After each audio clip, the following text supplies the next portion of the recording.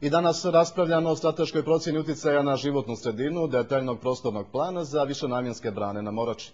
Nevladine organizacije odlučne u stavu da se prije donošenja odluke o gradnji preispita čitav projekat i ponude alternativna rješenja. Nevladine organizacije od vlade traže pojašnjenje zašto graditi hidroelektrane na Morači kada se građanima ne može garantovati niža cijena struje i kada država mora pokrivati troškove eksproprijacije zemljišta i gradnju puteva. Čega smo mi kao država ušli u ovaj projekat?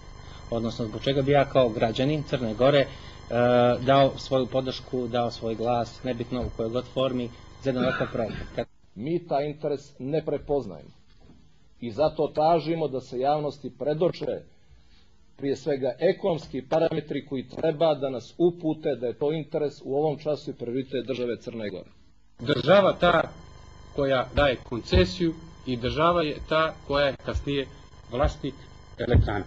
Branko Radulović, koji se ovoga puta oglasio u ime nevladinog sektora, tvrdi da mu je potpuno jasno kome će, kako kaže, pripasti pare od kolača. Pare od kolača idu onime koji se naziva koncesionar. Ne koncesiju, ne država, ne građan. Zato i nema u zakonu o koncesijama po kojoj metodologiji se mi izračunavamo koncesionu nadoknadu.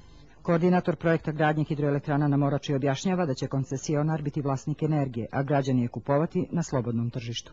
Ako mu bude jeftina energija iz Morača, on će da je kupi, ako neće, tražit će možda iz ove nuklearne elektrane u Albaniji. U vladi obećavaju da će prije konačnog državnog stava o gradnji brana na Morači razmotriti sve korisne sugestije i građana i nevladinog sektora.